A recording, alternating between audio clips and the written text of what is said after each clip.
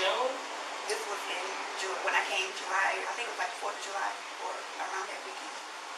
Okay. So I'm a little confused.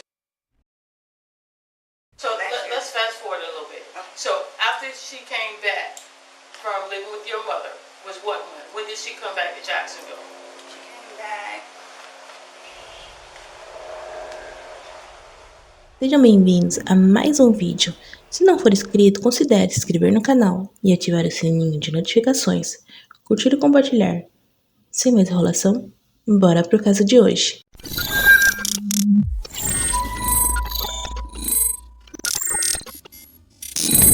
Taylor Rose Williams nasceu em 12 de fevereiro de 2014, filha de Brianna Shanti Williams e Maurice Tate, de Linden, Alabama. Taylor era uma garotinha doce, encantadora, de sorriso fácil e lindos olhos escuros. Amava usar rosa e laços no cabelo, e tinha uma pelúcia que era inseparável. Não ficou claro quando se conheceram, mas provavelmente foi durante o ensino médio, na escola secundária de Linden. E o único vínculo entre os dois foi a pequena Taylor. A única informação sobre seu pai é que após a faculdade ele se mudou para Montgomery. E já sua mãe, ela sempre foi aluna número 1 e até foi rainha do baile. Após a formatura, ela planejava estudar engenharia mecânica. No entanto, em novembro de 2012, ela se alistou na Marinha dos Estados Unidos. Durante esse período, enquanto a mãe se dedicava à sua carreira na Marinha, a menina ficou com seus parentes no Alabama. E em 2018, Brianna já havia se tornado suboficial no Centro de Operações Táticas, aos 27 anos. Quando Taylor tinha cerca de 4 anos, ela e sua mãe se mudaram para a Flórida, em Southside Boulevard, em Jacksonville.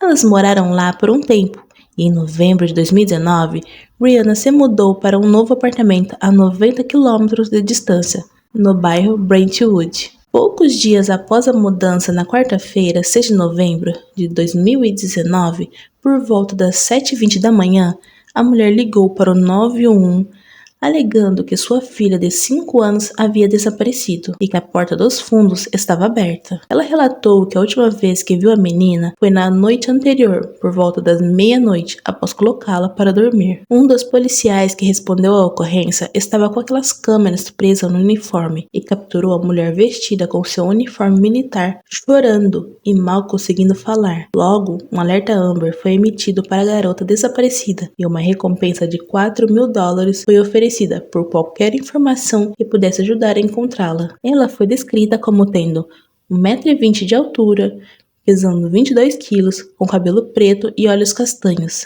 Ela foi vista pela última vez vestindo um pijama roxo e rosa de manga curta. Mais de 300 membros do gabinete do xerife local, corpo de bombeiros e outras agências invadiram o bairro de Brentwood. Eles vasculharam uma área de 2 quilômetros ao redor do ponto onde a criança foi vista pela última vez. Bateram em mais de 600 portas na tentativa de localizá-la.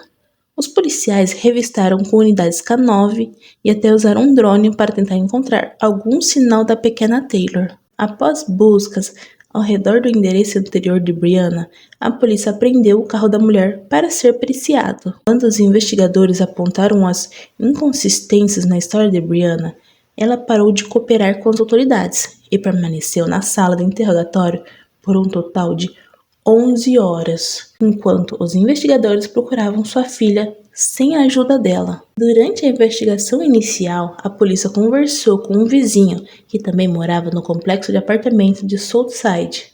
O homem explicou que trabalhava no turno da noite, então geralmente ficava em casa durante o dia. Devido ao seu apartamento ser próximo do de Brianna, ele se familiarizou com ela e sua filha Taylor, e também com o carro delas, observando suas idas e vindas ao longo do dia. O homem disse à polícia que em mais de uma ocasião ele viu a pequena Taylor sozinha, vagando pelo complexo de apartamentos. Ele percebeu isso pela primeira vez na manhã de 17 de abril de 2019, uma data da qual ele se lembrava claramente, porque estava ao telefone desejando feliz aniversário para sua mãe. Ele estava sentado na varanda falando ao telefone quando viu Taylor subir as escadas. Ela estava vestindo um pijama rosa e roxo e carregando uma boneca. Ele disse para ela: "Ei, querida, o que você está fazendo?"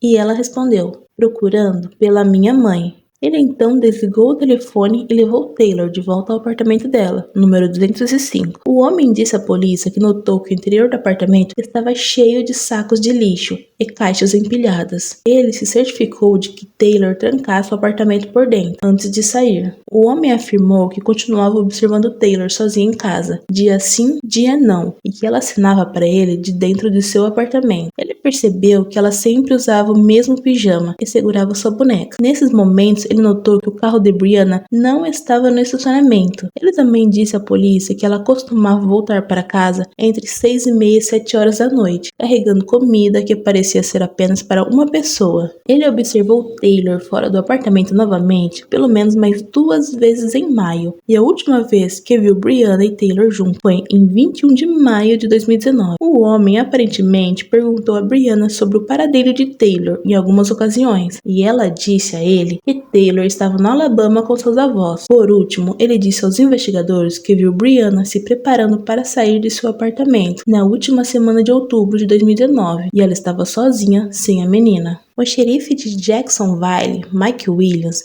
deu uma entrevista coletiva e revelou que, embora Brianna tivesse relatado o desaparecimento de Taylor no dia anterior, a criança na verdade não era vista há semanas. Ele pediu que testemunhas contassem à polícia se tivessem visto a mãe e a filha juntas nos últimos meses. Os investigadores também queriam saber se alguém tinha visto o carro de Brianna viajando entre seu apartamento em Jacksonville e sua cidade natal, no Alabama. Em relação a Brianna, ele disse: "Não tomaremos medidas para dizer que ela é suspeita. Sabemos que sua filha está desaparecida. Ela foi a última pessoa a vê-la. Não acredito que a filha tenha ido embora." Ele confirmou que os parentes de Taylor no Alabama cooperaram e que outras agências no Alabama também estavam envolvidas na busca pela menina. Ele concluiu que ainda esperava encontrar Taylor viva. Uma mulher chamada Tiffany testemunhou dizendo que ela e seu noivo haviam respondido ao anúncio do Craigslist para ajudar Brianna a se mudar de seu antigo apartamento para o novo, naquele domingo anterior. De acordo com ela, parecia que Brianna havia sido despejada recentemente ou algo assim, porque havia comida velha e lixo espalhado por todo o chão e embaixo dos sofás em toda a parte, e era difícil de acreditar que uma criança vivia ali. A mulher disse que nunca viu Taylor e o único item que ela viu de criança na casa era uma cama infantil. "Nunca vimos ou ouvimos uma criança. Eu estava presumindo que a criança estava na creche ou que a criança estava com alguma amiga para que ela pudesse limpar seu apartamento." Tiffany também disse que depois que eles descarregaram as caixas no novo apartamento, Brianna pagou caro pela ajuda e não parecia ter pressa em voltar para o antigo apartamento onde ela disse que sua filha estava. No domingo 10 de novembro, cerca de 10 agências diferentes estavam envolvidas na investigação neste momento, incluindo o Bureau of Investigation no Alabama, o FBI e o NCIS. Na segunda-feira, o xerife de Jacksonville anunciou que Brianna era oficialmente uma pessoa de interesse.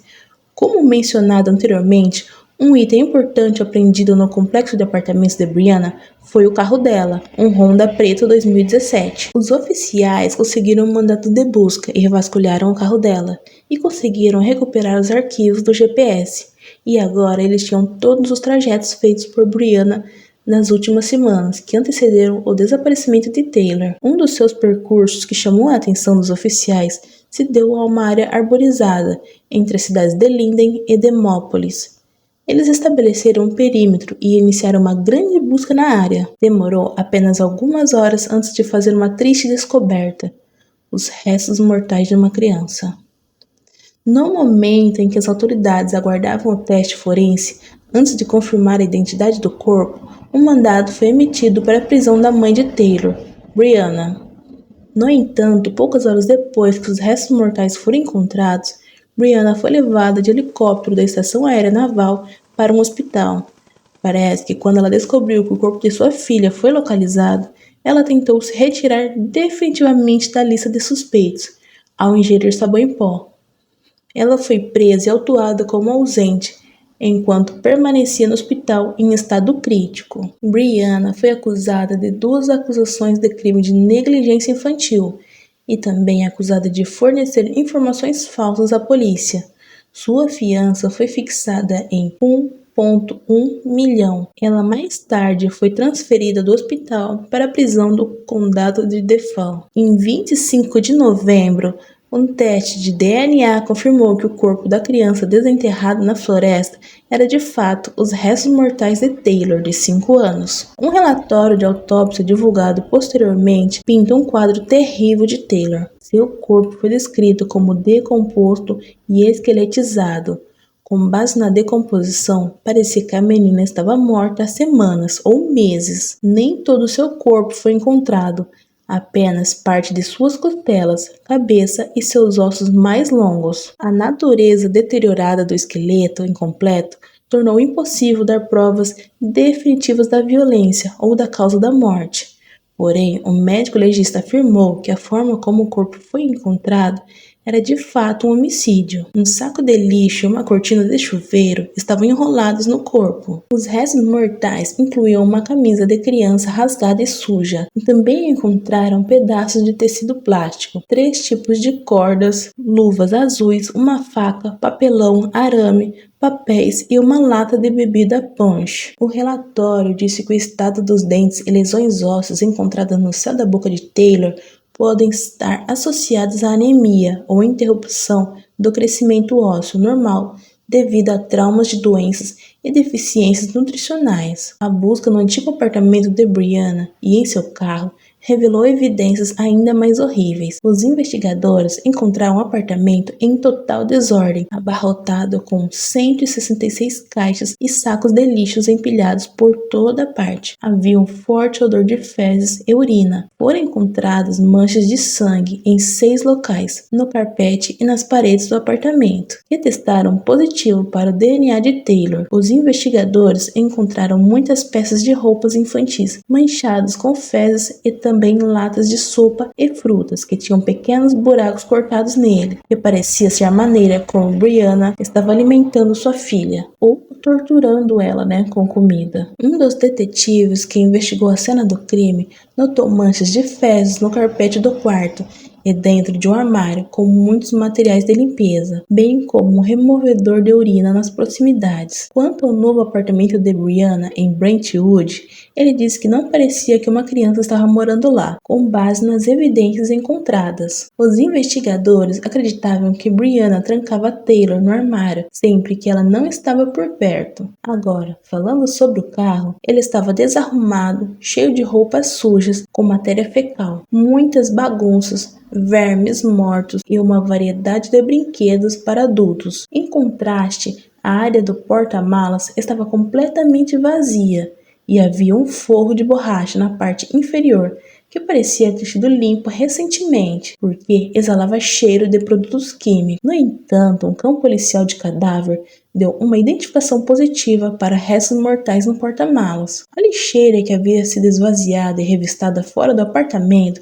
revelou documentos e cartões escolares com o nome de Taylor neles. Os investigadores também encontraram um ursinho de pelúcia que dizia "Feliz aniversário, Taylor", ao lado de várias peças de roupas infantis sujas e amarradas com fezes. Também havia mais brinquedo para adultos. Vários amigos e familiares disseram à polícia que Brianna costumava reclamar de sua filha sobre a menina esconder comida e que a criança foi punida com um castigo. Quando isso aconteceu, um ex-colega de trabalho da base da Marinha disse que Brianna era selvagem e perigosa com os homens. Outro colega de trabalho disse que não tinha ninguém no trabalho que soubesse que a mulher tinha uma criança. Ele disse que a base realizava vários churrascos e reuniões familiares, mas em nenhuma vez Brianna trouxe sua filha ou mesmo mencionou sua existência. Outra vizinha testemunhou mais tarde que ela já tinha visto Taylor com sua mãe e que ela parecia uma garotinha comum, nada diferente. Ela também disse que uma noite ela podia ouvir uma criança chorando muito, porém ela nunca ouviu de novo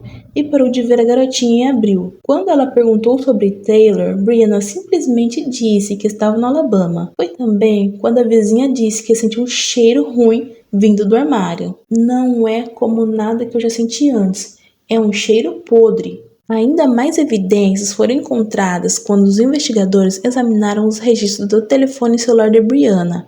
Ela fez 3 viagens separadas ao Alabama, em 31 de outubro, 1º de novembro, 2 de novembro e no dia 3 de novembro ela estava de volta em Jacksonville e horas depois postou um anúncio no Craigslist procurando ajuda para se mudar para Brentwood. 3 dias depois, ela relatou o desaparecimento de Taylor em seu novo apartamento. Seus registros telefônicos também mostram que ela ligou para 2 homens diferentes durante o tempo em que esteve no Alabama. Ela também ligou para sua mãe em 31 de outubro. Sua mãe disse aos investigadores que Brianna havia ligado para ela naquele dia para dizer que se alguém perguntasse, era para ela falar que Brianna estava indo buscar Taylor em sua casa. Porém, sabemos que isso era mentira. A mulher só estava querendo criar um álibi com sua mãe e a desmentiu. Em 8 de janeiro de 2020, Brianna fez sua primeira aparição no tribunal, onde se declarou inocente da acusação de negligência infantil e de mentir para a polícia. Em março, novas acusações foram feitas contra a mesma. Ela não poderia ser acusada de homicídio, uma vez que a autópsia não pôde determinar de forma conclusiva a causa da morte. No entanto, Brianna foi agora acusada de agressão agravada, porque ela torturou voluntariamente, puniu maliciosamente ou enjaulou intencionalmente uma criança. Ela também era acusada de adulteração de provas porque ela destruiu ou removeu provas e transportou restos humanos com o propósito de iniciar uma investigação. As provas contra Brianna foram descritas como material volumoso e incluíam milhares de fotografias e vídeos de vigilância tirados de mais de uma dúzia de locais. Também foi incluso o GPS rastreando os recibos do posto de gasolina de seu carro, anúncios do Craigslist e pesquisas no Google, onde ela pesquisou informações sobre desnutrição. Havia fotos de vigilância mostrando que ela havia visitado 2 lava-rápidos em 2 de novembro.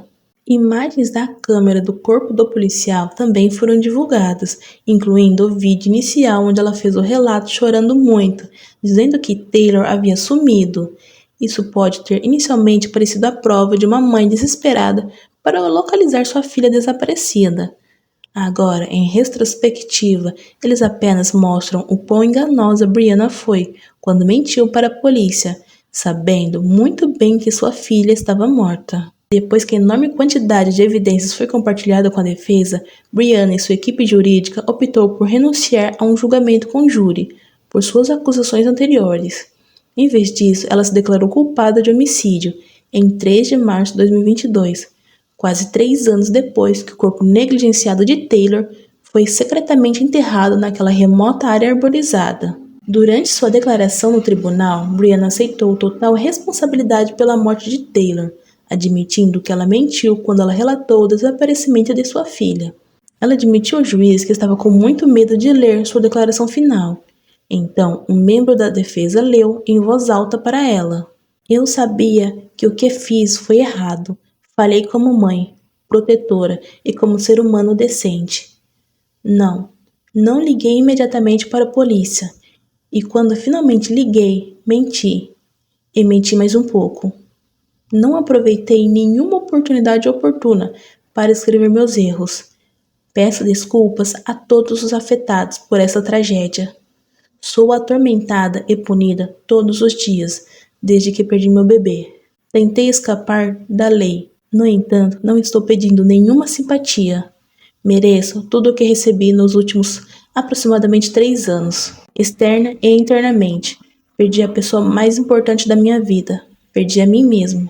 Assumo total responsabilidade por tudo que fiz. Não culpo ninguém além de mim mesmo." Durante a sentença de Brianna, ouvindo sua equipe de defesa pedir que ela cumprisse a pena mínima de 20 anos e meio, eles apresentaram o psicólogo veterano Ernest Bordini como sua única testemunha. Ele começou a avaliar Brianna com entrevistas. Ele disse que ela estava claramente carregada emocionalmente, bem como ansiosa e deprimida, e mostrou sinais de esquizofrenia e transtornos de humor. Disse que o passado de Brianna incluiu uma overdose quando era mais jovem, bem como problemas alimentares e dietéticos desde a infância. Ela também viveu um trauma sobre o qual não foi mencionado. De acordo com Bourdini, ninguém poderia dizer quando Taylor morreu e Brianna encontrou sua filha caída e imóvel no armário. Ele disse que ela não poderia voltar para o apartamento por um período de tempo.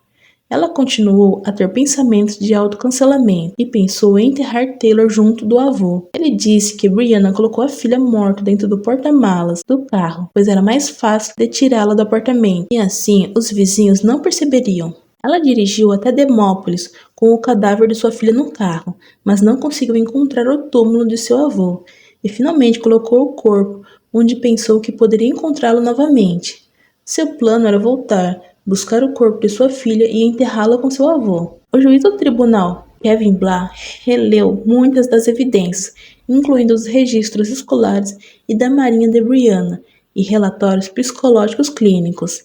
Ele também olhou o relatório da autópsia de Taylor, bem como as evidências do que Brianna fez após a morte e profanação do corpo. Depois ele disse que a vítima não foi valorizada desde o momento da concepção, nem pelo pai, nem pela mãe. A mãe sofria de um distúrbio alimentar. O pai queixou-se que a vítima não era alimentada adequadamente. A mãe, por fim, retirou sua filha de 5 anos de todas as creches.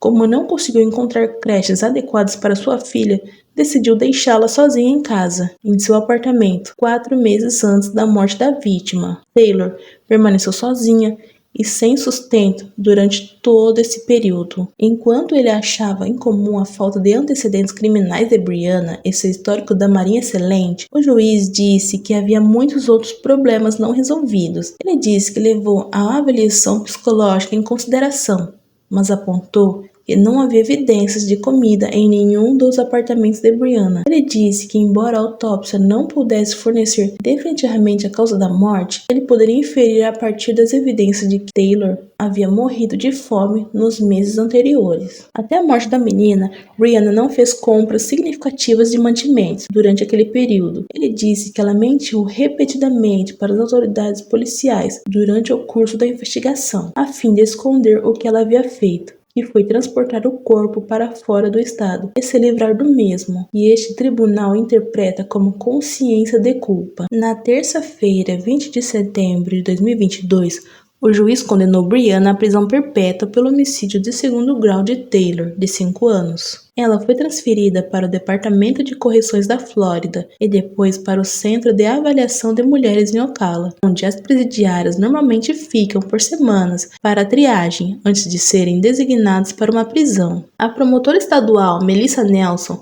refletiu sobre a sentença de prisão perpétua de Brianna, dizendo: as mentiras elaboradas de Brianna Williams inicialmente ocultaram seu terrível crime no assassinato de sua filha inocente. O trabalho obstinado das autoridades e dos promotores trouxeram a verdade à luz, e finalmente a justiça foi feita para Taylor. Uma vigília à luz de velas em Jacksonville foi realizada para Taylor em 23 de novembro de 2019, algumas semanas depois que seu corpo foi encontrado. O evento foi organizado por Safe Haven, um grupo comprometido em proteger as crianças do abuso. Os membros da comunidade e um detetive que trabalhou no caso acenderam velas e uma árvore de Natal para homenagear a vida de Taylor. Kate Sanford disse: nossa filosofia é que não queremos que uma criança seja apenas um número quando for morta. Queremos que a criança seja lembrada pelo seu nome. Isso se torna pessoal para mim, porque essas crianças não conseguiram viver de acordo com seu potencial. Não sabemos o que eles poderiam ter sido. Médicos, advogados, dentistas, não sabemos porque eles não tiveram essa chance. Outra vigília foi realizada na mesma noite no Loco Park, em Mandarim. Os participantes puderam fazer uma doação em dinheiro para o Centro Nacional para Crianças Desaparecidas e Exploradas. Também foram incentivados a trazer brinquedos para doar para Toys for Tots, chamados Brinquedos para Taylor. Naquela noite, uma garota doou seu próprio bichinho de pelúcia, dizendo: eu trouxe para Taylor, porque acho que quando ela for para o céu, ela vai precisar de alguns brinquedos. Uma lápide memorial foi colocada perto do local onde o corpo de Taylor foi encontrado, que diz: em memória amorosa, seguro nos braços de Deus, Taylor Rose Williams, 12 de fevereiro de 2014 a outubro de 2019. Bem-aventurados os puros de coração, pois eles verão a Deus. Taylor não teve outra lápide e não encontrei nenhum obituário. Não há fundos de bolsas de estudos ou parques nomeados em sua homenagem. Há apenas essa triste e solitária pedra, marcando o lugar onde os restos mortais de Taylor foram abandonados. Este local fica localizado no final da rua do Colégio Linden, onde uma década antes sua mãe se formaria como a primeira da turma com um futuro promissor. Se ela tivesse permissão para viver, Taylor estaria com 10 anos hoje, uma jovem linda, radiante, provavelmente cheia de amigos e logo estaria pensando em ir para o ensino médio. Ela também poderia ter se tornado rainha do baile ou oradora da turma algum dia. Em vez disso, sua história foi interrompida pela pessoa que mais deveria tê-la amado. O que você achou desse caso triste e revoltante contra mais um anjinho? Não esqueça de deixar sua opinião nos comentários, curtir e compartilhar. Se não for inscrito, considere se inscrever e ativar o sininho de notificações. Obrigada por ficar até aqui. Em memória de Taylor Williams, mais um anjo vítima de maus tratos.